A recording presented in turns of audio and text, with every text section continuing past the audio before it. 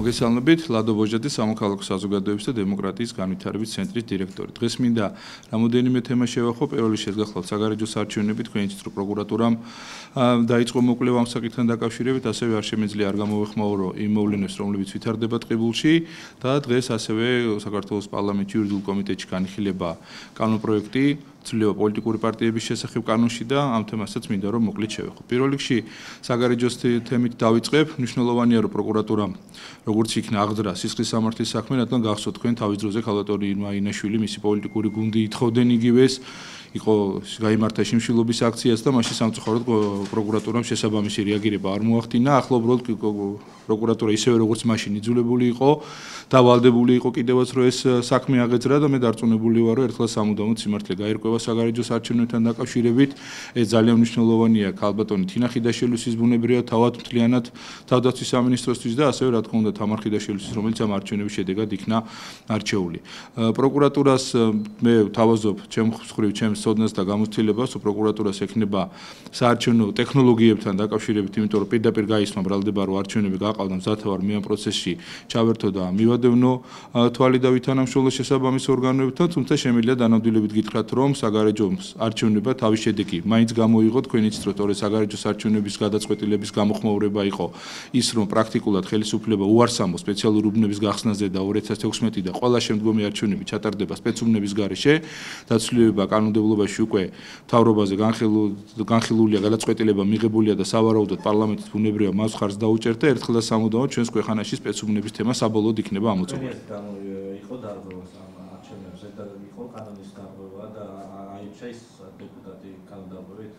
თქვენ გახსოვთ რომ ამ არჩევნებს აკვირდებოდა ძალიან ბევრი სადამკვირვებლო ორგანიზაცია, დაიწერა მათ შორის ძალიან ბევრი საჩივარი, მათ შორის არამხოლოდ საარჩევნო ადმინისტრაციაში, არამედ სასამართლოებშიც იყო განხილვები და სასამართლო განხილვებმა არ დაასტურეს ასე ვთქვათ გაყალბების ფაქტები. ის რომ ძალიან ახლოს იყო ზღვარი ორ კანდიდატ შორის და სულ რაღაცა 550 ხმით მოიგო თამარ ხიდაშვილმა ბუნებრივია ეს გარკვეულ შეკითხვებს აჩენდა და აჩენს და სწორედ ამ კითხვებზე გვინდა რომ პროკურატურამ გასცეს ხმა. რაც შეეხება სპეცუბნებს, თქვენ იცით რომ სპეცუბნის თემა კიდევ უფრო აქტიური გახდა სწორედ ამ არჩევნების შედეგებიდან გამომდინარე რომ ძალიან მცირე იყო განსხვავება, თუმცა მინდა გითხრათ რომ სპეცუბანი შეიქმნა კანონმდებლობის სრული დაცვით და ბუნებრივია ქალბატონი ირმა ინაშვილის მხარეს უნდა ცოდნოდა რომ იქ დისლოცირებული ჯარისკაცებს კანონმდებლობიდან გამომდინარე მიუხედავად იმისა ისინი იყვნენ თუ არა რეგისტრირებული საგარეჯოში მიეცემოდა დარჩენებში ხმის მიცემის უფლება. თუმცა მე არ მინდა დავეთანხმო ქალბატონ ხიდაშვილს რომ ჯარისკაცებმა სავარაუდოდ ყველა შემთხვევაში თამარ ხიდაშვილის კანდიდატურა შემოხაზეს ან ქალბატონ ირმას რომ ყველა შემთხვევაში ჯარისკაცებმა მას არ მიცეს ხმა და სწორედ სპეცუბნის ხარჯზე მიაღწია გამარჯვება და თამარ ხიდაშვილმა, რადგან მე შემიძლია მოგიყვანოთ გარდაბნის მაგალითი, სადაც ასევე იყო შექმნილი საარჩევნო უბანი 64 სპეცუბანი, სადაც 688 ჯარისკაცი იყო რეგისტრირებული, ყველა მათგანმა მიიღო არჩევნებში მონაწილეობა, აღნიშნული უბნის შედეგები დაითვალა სხვა უბანზე და იცით თქვენ რომ სპეცუბანი არ ითვლება ადგილზე სწორედ იმის გამო რომ ვერ გავიგოთ ჯარისკაცებმა ვიც მიცეს ხმა და ამ შემთხვევაშიც ქართულმა ოცნების კანდიდატმა აიღო 500-მდე ხმა, ანუ პრაქტიკულად საგარეჯოში არ დაფიქსირებულა დარღვევა თქვენ. რა თქმა უნდა დარღვევები დაფიქსირდა, რა თქმა უნდა საჩივრები დაიწერა, მაგრამ კიდევ ვიმეორებ გაყალბება არის სხვა რამ და დარღვევები რომლებიც ყველა არჩევნებზე ხდება, ყველა დემოკრატიულ ქვეყანაში ხდება და ეს არის ჩვეულებრივი ამბავი, ეს არის კიდევ სხვა. თქვენ იცით რომ ჩვენ 2012 წელს მიუხედავად ყველაფრისა მაინც ძალიან მაღალი სტანდარტის არჩევნები ჩატარდა ქვეყანაში, ოპოზიციამ პრაქტიკულად დააბრწყა ხელისუფლება მიუხედავად იმ რეჟიმისა, რომელიც მაშინ ჰქონდა ჩვენ ქვეყანაში, ჩვენ ჩავატარეთ ძალიან მაღალი დონის არჩევნები 2013 წელს და 2014 წელს და რა თქმა უნდა წითელ ხაზად მიყვება ამ პროცესებს ყველა შემთხვევაში საგარეჯოს არჩევნები და სიმართლე ერთხელ და სამუდამოდ უნდა გაერკვას, იმიტომ რომ ჩვენ წინ გველოდება საპარლამენტო არჩევნები 2017-ში, 18-ში იცით თქვენ რომ არჩევნები ტარდება ჩვენ ქვეყანაში და მთელი ასე ვთქვათ ცივილიზებული სამყარო ჩვენი მეგობრები გვაკვირდებიან ჩვენ როგორ ჩავატარეთ 2016 წელს. რაც შეეხება ტყიბულთან დაკავშირებით, მე მინდა გამოვეხმაურო იმ თემას, რომ მთავრობა ამ შემთხვევაში არის უმოქმედო და რა თქმა უნდა, თუ დავაბრალებთ მთავრობას უმოქმედობაში იმაში, რომ როგორც სააკაშვილის დროს ხდებოდა დარბევა ამ ადამიანების დაპატიმრება და გახსოვთ თქვენ იგივე ქუთაისის ინდუსტრიულ ზონაში მაშინდელი გაფიცვა როგორ მოექცა მაშინდელი ხელისუფლება მუშებს ამ მხრივ რა თქმა უნდა მთავრობა არის უმოქმედო და ძალიანაც კარგი რომ უმოქმედოა. რაც შეეხება იმას, რომ მთავრობამ აღიარა პრაქტიკულად მათი შეცდომა, რომ 1 იანვრიდან გააუქმნა საგადასახადო შეღავათები არამხოლოდ ამ კატეგორიის ადამიანებს, არამედ ბევრ ქვეყანაში და ეს შეღავათები დაბრუნდება არის მნიშვნელოვანი. მინდა გავეხმაურო გუშინდელ ფაქტს, როცა მოხდა ასე ვთქვათ კერძო საკუთრებაში შევარდა დაზიანება და უნდა აღინიშნოს, რომ ესენი არ იყვნენ პირველ რიგში გაფიცული ადამიანები და იყვნენ სხვა ადამიანები, რომლებიც ახლა ცდილობენ პოლიტიკური პარტიის წარმომადგენლები პოლიტიკურ ჭრილში გადაიტანონ და საკუთარი ინტერესებისთვის გამოიყენონ ეს ყველაფერი. მე დარწმუნებული ვარ, დამსაქმებელი და დამსაქმებლები მოახერხებენ შეთანხმებას და უახლოეს დღეებში უნდა გადაწყდეს საკითხი, იმიტომ რომ ზიანი ადგება თავად გაფიცულ ადამიანებს, ზიანი ადგება მუნიციპალიტეტის ბიუჯეტს, ცენტრალურ ბიუჯეტს, ეკონომიკას და ის პრობლემები, რომლებიც დღესაც სამწუხაროდ არსებობს კანონმდებლობაში, სწორედ წინა ხელისუფლების დამსახურება, თქვენ გახსოვთ მაშინდელი დამოუკიდებულება ადგარდაცული კახა ბენდუქიძის დასაქმებულების მიმართ. დიახ. ტყიბულის ჩახტას ვისაუბროთ უშუალოდ. დიახ. სხვა თემებზე რო გადავიდეთ. ბატონო. ან თქვენი აზრით ეს ადამიანები შეიჭრნენ გუშინ ადმინისტრაციის შენობაში არ იყვნენ გაფიცული მუშები და იყვნენ სხვა პოლიტიკოსები. ნაწილი იყვნენ გაფიცული მუშები და ნაწილი იყვნენ სტუდენტები, რომლებსაც ამ შემთხვევაში ამოძრავებდათ არა მხოლოდ ის ინტერესები, რომლებიც აქვთ გაფიცულებს, არამედ სხვა ინტერესები, ჩემი ინფორმაციით. თქვენ რა ინფორმაციას გქონდა? ჩემი ინფორმაციით ესენი არიან ადამიანები, რომლებიც წარმოადგენენ ნაციონალური მოძრაობის ახალგაზრდულ ორგანიზაციებს და რომლებმაც ეცადნენ პოლიტიკურ ჭრილში გადაიყვანათ ეს ყველაფერი, რაც ყველაზე მნიშვნელოვანია, ბუნებრივია ეს პოლიტიკური საკითხი გახლავთ, მაგრამ აქ საუბარი არის პარტიულ ჭრილზე და მე მოუწოდებ საგაბედო კომიტეტს, რომ მაქსიმალურად შეეცადო, რომ მათი აქციები არ გახდეს პოლიტიზირებული, არ მხოლოდ ოპოზიციის მხრიდან, არამედ ხელისუფლების მხრიდანაც. თქვენ იცით, რომ გამგებელი არის ჩართული ამ პროცესში, მაჟორიტარი დეპუტატი, მე დარწმუნებული ვარ, დამსაქმებელი კომპანია ყველაფერს გააკეთებს იმისათვის, რომ სრულიად ობიექტური მოთხოვნები, რომლებიც ამ გაფიცულებს გააჩნიათ, აუცილებლად უმოკლეს დროში იყოს გადაჭრილი. მაგის საფუძველზე, რომ ეს ადამიანები ნაციონალები და არ იყვნენ გაფიცულება. ეს საიდან თქო ამ ინფორმაციას და რის საფუძველზე დავაპარაკოთ ამ ყველაფერს? თქვენ გახსენებთ, მე უყურე გუშინ ისევე კადრებს, როგორც უყურა ყველა. არა, ჩვენ არ ვიყავით ჩართულები, ჩვენი ორგანიზაცია, მაგრამ ჩვენი ინფორმაციით ეს ადამიანები არ იყვნენ გაფიცულები, იყვნენ სტუდენტები, რომლებიც ჩავიდნენ თითქოს და ამ გაფიცულების ხარდასაჭერად და სწორედ მათმა აქტიურობამ გამოიწვია ის, რომ ისინი პირველად ამდენი დღის განმავლობაში, იცით, თქვენ მანამდე ასეთი ინციდენტი არ მოხდარა, გახურებულიყო ასე თქვა ეს პროცესები და უკვე ასეთი ასეთ ინციდენტამდე მისულიყავით, მე იცით, თქვენ რომ პოლიცია ჩაერია და აპატივნეს რამოდენიმე ადამიანი, რომელიც მალევე გამოუშვეს ბუნებრივია, მაგრამ ამან ასე თქვა კიდევ უფრო მეტი სიმწვავე შეძინა ამ პროცესებს. ზოგადად წარმოდგენით საუბრობთ, ამ ყველაფერს ნაციონალები იყვნენ? არა, ზოგადად წარმოდგენით საუბრობ რა ინფორმაცია იძახით, რომ ჩვენ არ ვიყავით, მაგრამ ინფორმაცია არა, მე არ ვიყავ. უნდა თქვათ ეს საიდან. კი ბატონო, გეტყვით საიდან ვფლობ ინფორმაციას, გეუბნებთ ისევე როგორც თელმა საქართველოს მოყურეთ ჩვენ ამ ყველაფერს და ვნახეთ და სტუდენტები, ადამიანები, რომლებიც მივიდნენ თითქოს და ამ ადამიანებს ხარდაჭერად, კიდევ მე მათმა აქტივობამ და მათმა წახალისებამ ბიძგიმიცა იმას, რაც განვითარდა გუშინ. ადამიანები, რომლებიც არიან გაფიცულები, სრულიად სამართლიან და მე მათ მოთხოვნებს ხარს უჭერ და დარწმუნებული ვარ, რომ მათ უმძიმესი ფორმაში აღარ მოუწევთ, ასე ვთქვათ, ამ ყველაფრის გამოხატულება, თუ უნდათ მანამდე შევარდნილიყვნენ, ამ სტუდენტების ხარდაჭერის გარეშეც შევარდებოდნენ. მე იმიტომ ვიგულისხმე, რომ უცხო ნებისმიერი ფორმით ჩარევა მესამე მხარის რო იყო რა გაქვთ ამის საფუძველი, აი ვიცნობთ იმ ადამიანებს. არა, მე იმ ადამიანებს არ ვიცნობ. საიდან მაქვს და ნაციონალური მოძრაობის გუშინ ამ ინციდენტის მერე ნაციონალური მოძრაობის ლიდერების, მათი დეპუტატების განცხადებებმა ეს იყო ერთგვარი მინიშნება იმისა, რომ ეს პროცესების გამწვავება ამ შემთხვევაში აწყობს მხოლოდ ოპოზიციას და ამ ასე ვთქვათ, კალაპოტში გადაყვანა ამ ყველაფრის. ის რომ ნებისმიერ სხვა პარტია ყოფილიყო და მაშინ სხვა პარტიაზე ეთქვა, ხო?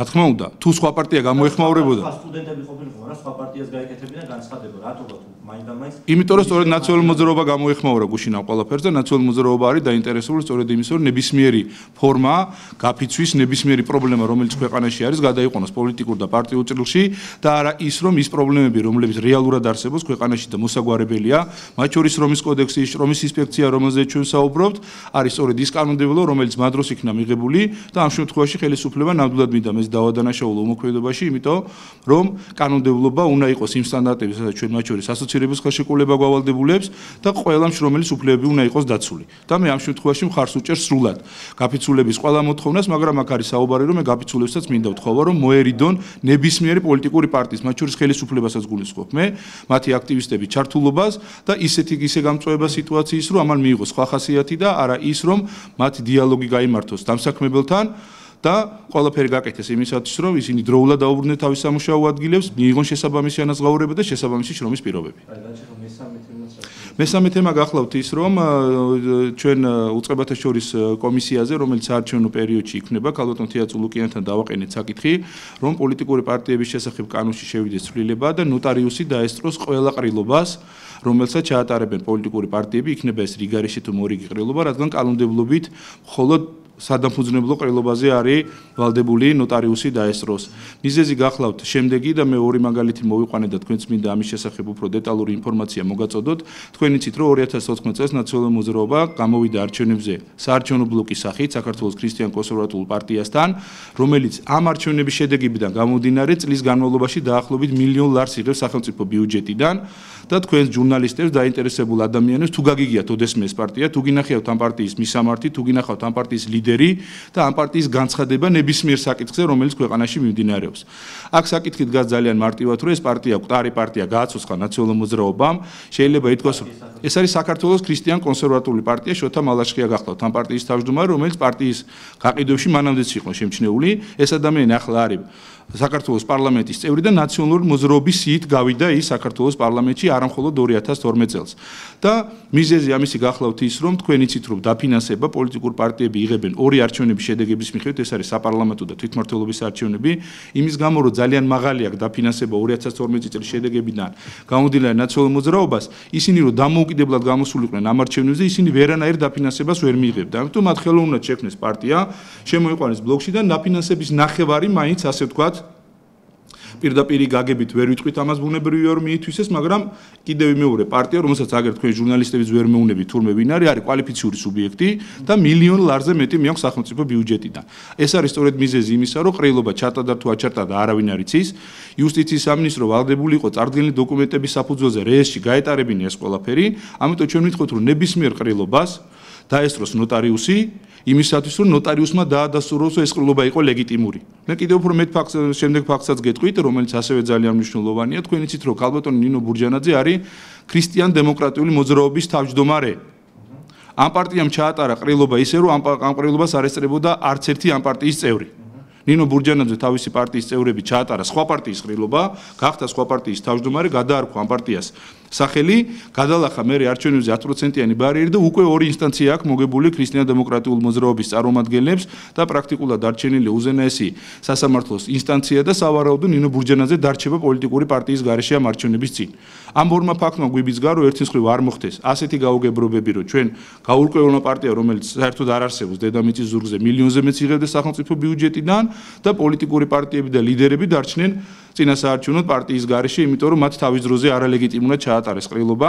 ამიტომ ვითხოვთ ჩვენ, რომ დაესწროს ნოტარიუსი ყრილობას. ბუნებრივია თუ პარტიას ექნება დახურული საკითხები, სადაც აუცილებელი არ იქნება ვინმე დაესწროს, ბუნებრივია ნოტარიუსს ექნება უფლება და ვალდებულებასო დატოვოს ასეთი ყრილობა, მაგრამ ნოტარიუსი იქნება ვალდებული დაადასტუროს თავად ყრილობის ლეგიტიმურობა.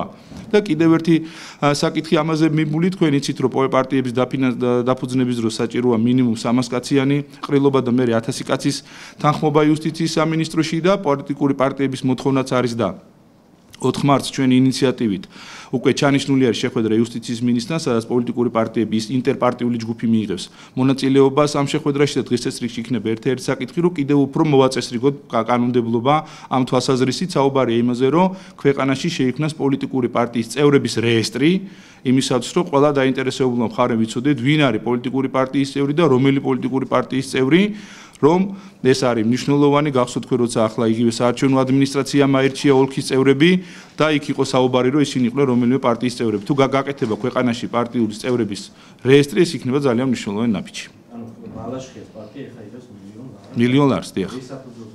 იმიტომ რომ ბლოკში გამოვიდა ნაციონალურ მოძრაობასთან ერთად და გადალახა ბარიერი დაფუძნდა. ახლა 2014-ია საუბარი. ადრე არ, 2014 წელს. სხვა პარტიების დაფინანსება როგორ არის? გარკვეული კოტები არის? გეტყვით, ესე იგი 3%-იანი ბარიერი არის ჩვენთან დაფინანსების თვალსაზრისით. ნებისმიერი პოლიტიკური პარტია, რომელიც მიიღებს 3 ან მეტ პროცენტს, ან საპარლამენტო ან თვითმმართველობის არჩევნებზე მას უჩნდება დაფინანსება. ეს არის საბაზო დაფინანსება 300.000 ლარი, რომელიც ყველას აქვს და ყველა თანაბრად იღებს.